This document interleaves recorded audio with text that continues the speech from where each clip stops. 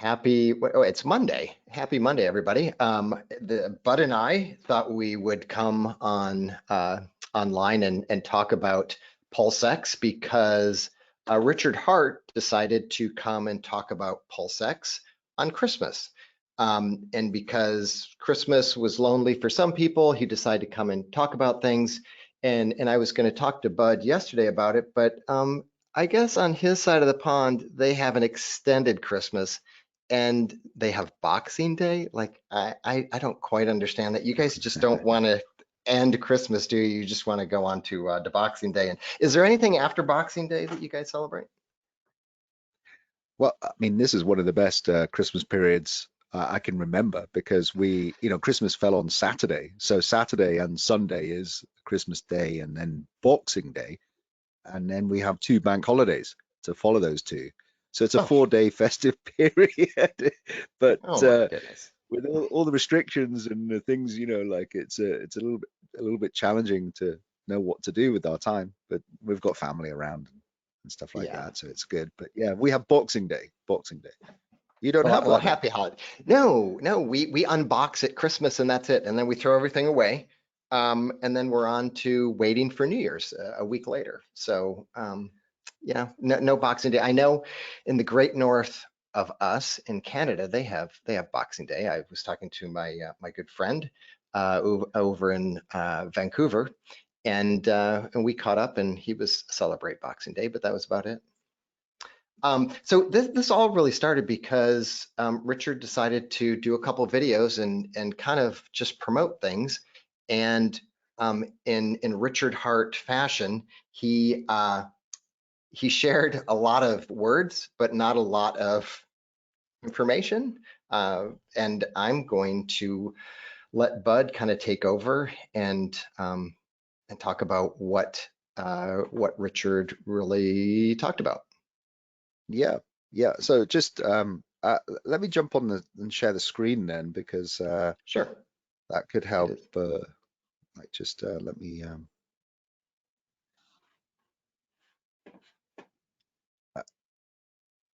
How would I do that? Not to worry if you've got the screen, right? So Yeah. If you how do I take that off you? So I hit that make you me know a what? presenter. Oh, here we go. There we go. Yeah. Right. Yeah, there we go.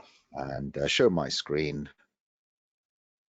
So yeah, these are the videos. I actually, this is my bank holiday, and I decided when I got your message, I thought, oh right, okay, I'll watch Richard Hart. And in a nutshell, well, let's first just want to take people back to some of the things that I've been playing around with prior to these updates. I did actually go and have a look at the version 2. So we know that around October time, you and I put out a video. We were playing around, having a lot of fun with the Testnet version 1, not knowing that there would be a version 2 Testnet.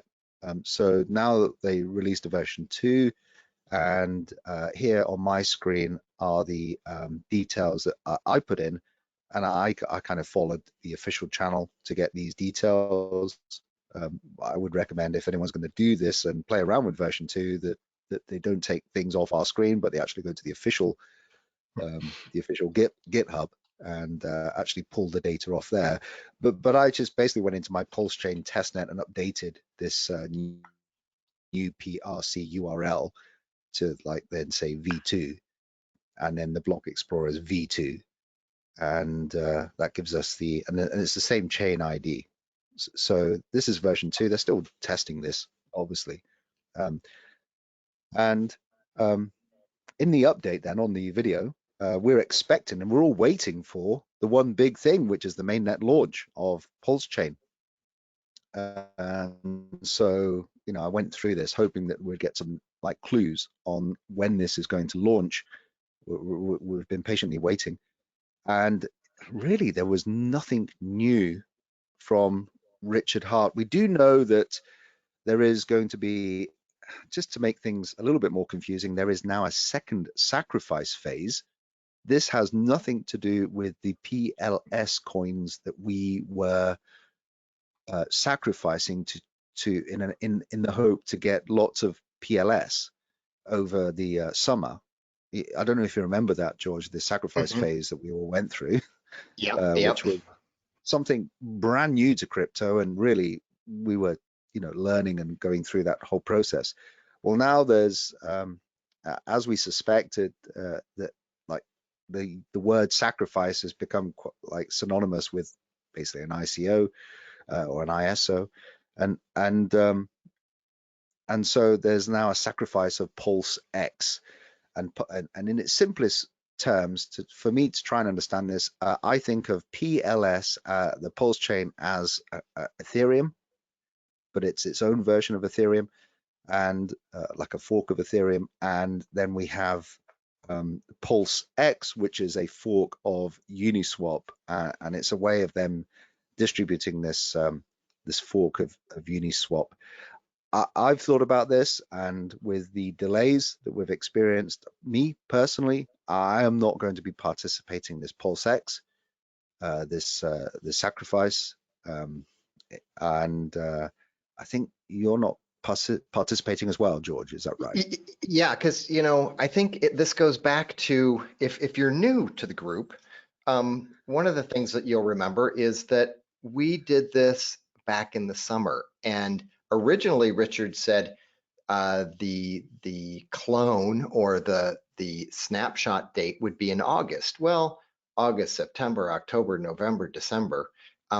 We're talking about many, many months, and I know that the engineering, the tech behind that is a lot of work, but I don't know when Richard's going to get this out. And just to add a couple things, the Pulse X is a clone of Uniswap v2, which is the version 2.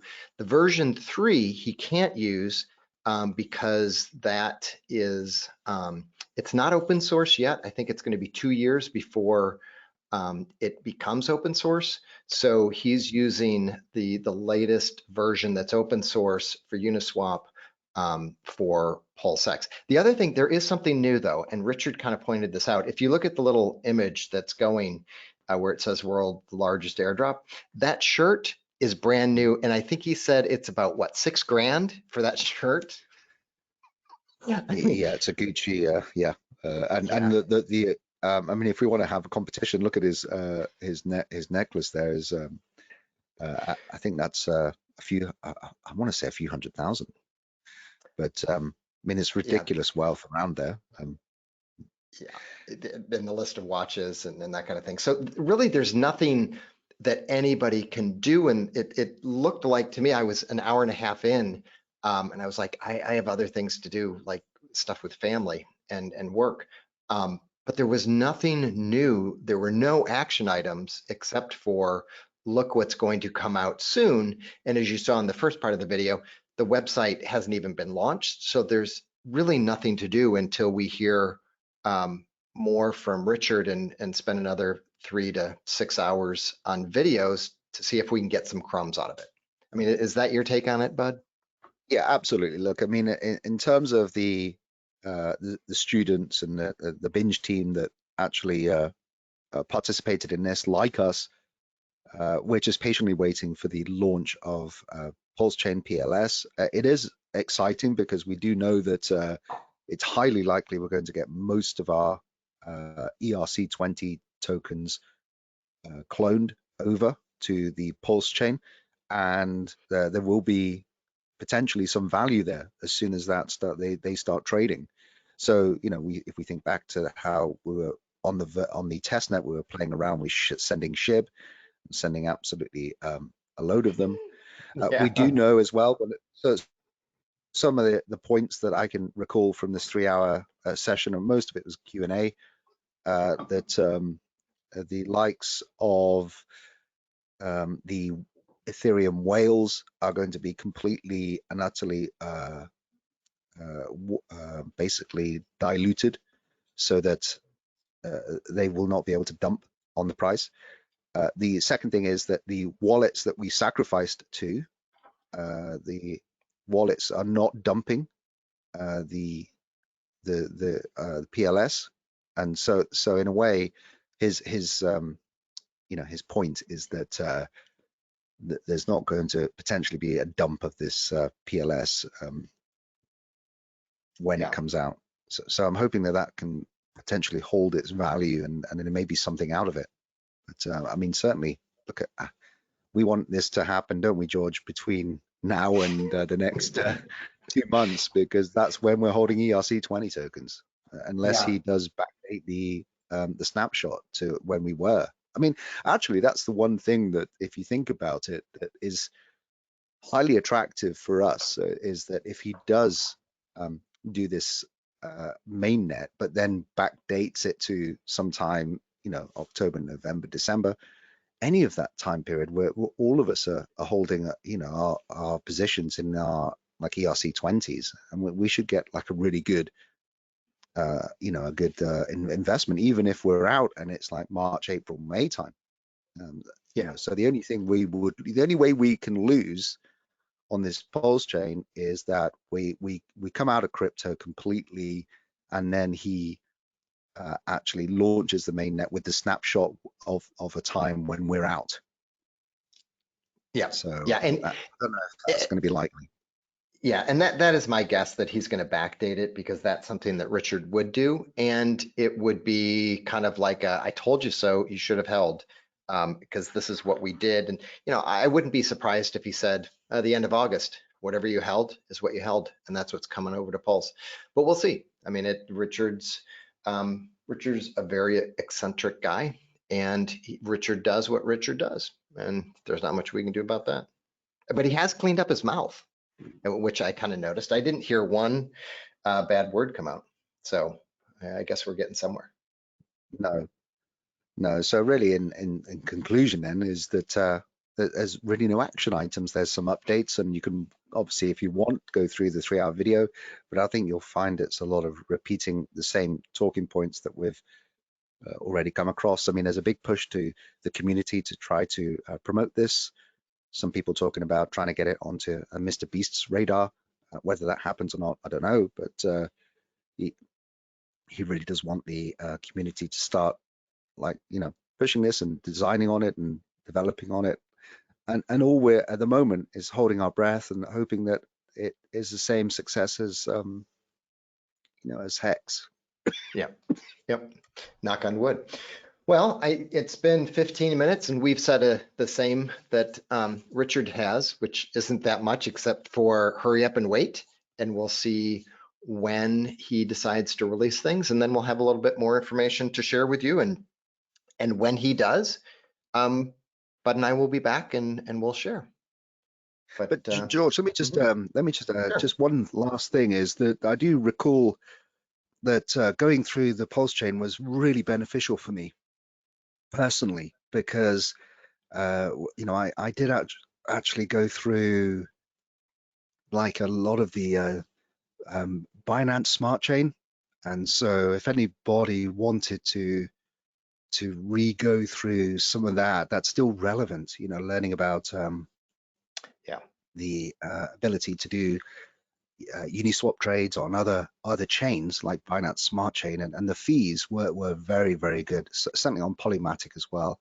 The counter argument is that there's still counterparty risk associated with that, but certainly learning about it, I really enjoyed that process, and that's still on the relevant to the videos that we produced. Yeah, because I'm looking at my my MetaMask. MetaMask is going to be your friend for a lot of this, and MetaMask, when I first looked at it, it was like, oh, that's great. It's nice. It's Ethereum. It's going to have its little niche, but I pulled up my MetaMask right now, and I have the Ethereum mainnet. I have the Boba, Polygon, HEC, KCC. PulseChain testnet. I guess I have to have PulseChain 2 testnet, and Binance Smart Chain. So, learning and feeling comfortable on MetaMask, it's definitely going to benefit you, because we're using it more and more. And if you took advantage of the Boba airdrop for OMG, I mean, there's so many airdrops right now that I'm getting them confused. There's XLM, there's Yeah. Boba, there's the OMG, there's the Well, it's not hard to get XMP. this confused, though. It's the world's biggest airdrop, you know, from Exactly. Richard Hart. But look at some of these stats. I'm just looking at this as I listen to you, and you know, already on this testnet, we have 481,000 wallets that have been created, and 120,000 transactions. And these are live blocks that are going through. So you know, there's activity on the testnet from the community, and still in the official Telegram channel of PulseChain, which is pulsechain.com. That, you know, there's almost 60,000 members, on there. With at any point in time, you know, usually, I mean, right now looking at it, there's 5,000 odd members online. So it's an active community, bigger than Hex. Mm, At the moment. So this should be big when it does launch. It's just, when does it launch? That's the thing that we're patiently waiting for. mhm. Okay, well, Cool. That I was know, nice. Anyway, at least I got an yeah, opportunity to have a good chat with you. exactly. And hopefully we'll do this again. Yeah, we used to do this on Crypto Boomers, and that kind of went away because we weren't suggesting people really get in at this point because we're at the tail end. So I'm glad that we're able to do this again, bud. Yeah, nice to catch up. Thanks for doing this and organizing.